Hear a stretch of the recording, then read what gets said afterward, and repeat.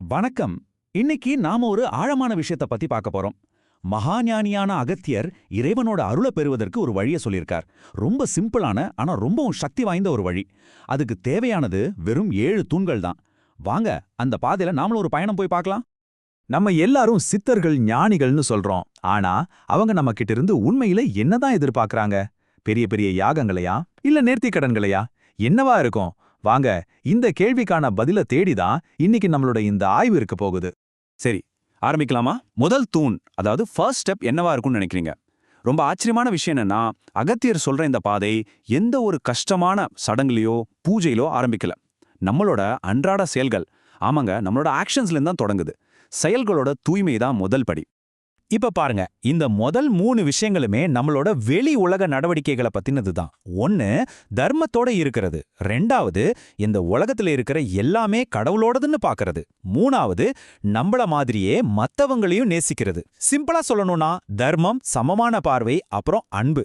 இதுதான் பேஸ்மெண்ட். இந்த அஸ்திவாரம் ஸ்ட்ராங்கா இருந்தாதான் அடுத்த கட்டத்துக்கு போக முடியும். ஓகே, இப்போ நம்மளோட செயல்களை சரி பண்ணியாச்சு, அஸ்திவாரம் போட்டாச்சு. இப்போ பயணம் அடுத்த லெவலுக்கு போகுது, இன்னும் கொஞ்சம் ஆழமா.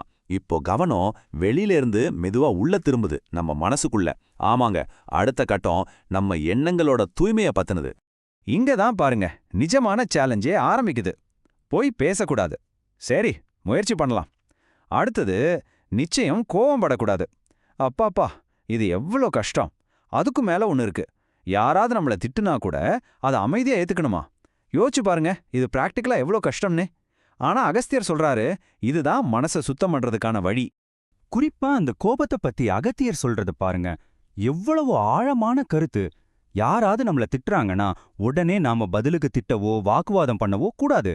அதை அப்படியே ஏத்துக்கணுமா. இது சும்மா பொறுமையா இருக்கிறது இல்ல, கோபத்தையே வேரோட அழிக்கிற டெக்னிக்.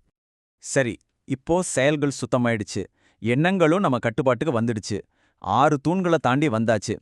இப்போ அந்த அருளின் கதவை திறக்க போற கடைசி அந்த மாஸ்டர் கீ, அது என்னவா இருக்கும்? இதோ அந்த 7வது கடைசி தூண். ரொம்ப சிம்பிளான ஒரு வரிதான். எனக்கு இறைவன் இருக்கின்றான். இது வெறும் வாய் வார்த்தை கிடையாது, இது ஒரு உணர்வு. என்ன நடந்தாலும் சரி, நல்லது கெட்டது எது நடந்தாலும் சரி, கடவுள் எனக்காக இருக்கார், அவர் என்னை கைவிட மாட்டார்னு அசைக்க முடியாத ஆழமான ஒரு நம்பிக்கை. ஓகே, இப்போ ஒருத்தர் இந்த 7 குணங்களையும் அவரோட வாழ்க்கையில கொண்டு வந்துட்டாருன்னு வச்சுப்போம். அப்ப என்ன நடக்கும்? ஒரு அற்புதம் நடக்கும். சித்தர்களோட பார்வையில அவங்க எப்படி தெரிவாங்க தெரியுமா? அவங்கள சித்தர்கள் ஒரு விலை மதிக்க முடியாத ரத்தனக்கல் மாதிரி பாப்பாங்களாம். இன்னும் பட்டை தீட்டப்படாத, ஆனா உள்ளுக்குள்ள பிரகாசமா ஜொலிக்க தயாராக இருக்கிற ஒரு வைரம் மாதிரி. அது மட்டும் இல்ல, அந்த மூல நூல்ல இன்னும் ஆச்சரியமா ஒரு விஷயம் சொல்லியிருக்காங்க. சித்தர்கள் அந்த ரத்தின கல்ல சும்மா வெளியில இருந்து பார்க்க மாட்டாங்களாம். அதை எடுத்து அவங்க வீட்டுக்கே கொண்டு போய் ஒரு பொக்கிஷம் மாதிரி பத்திரமா வச்சு அதுக்கு தேவையான எல்லாத்தையும் செஞ்சு அதை மெருகேத்துவாங்களாம். அப்புறம் என்ன நடக்கும் தெரியுமா? இதோ பாருங்க, இதுதான் அல்டிமேட் ப்ராமிஸ். அந்த கல்லை முழுசா மெருகேத்ததுக்கு அப்புறம் அந்த சித்தர்களே நம்ம கையை பிடிச்சி நேரா கடவுள்கிட்ட கொண்டு போய் சேர்த்துருவாங்க. அப்ப பாருங்க, இந்த பாதைங்கிறது வெறும் ஒரு செல்ஃப் இம்ப்ரூவ்மெண்ட் கோர்ஸ் மாதிரி இல்ல. இது சித்தர்களோட அருளை பெற நாம நம்மளையே தகுதிப்படுத்திக்கிற ஒரு வழி. இன்னும் சொல்லப்போனா, நீங்க சித்தரோட ஒரு ஸ்பெஷல் கெஸ்ட் ஆகிடுறீங்க, அவரோட நேரடி பராமரிப்புல வந்துடுறீங்க.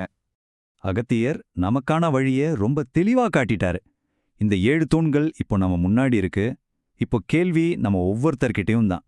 இந்த பயணத்துல நாம எடுத்து வைக்க போற முதல் அடி, அது எந்த தூணா இருக்கும்? யோசிச்சு பாருங்க.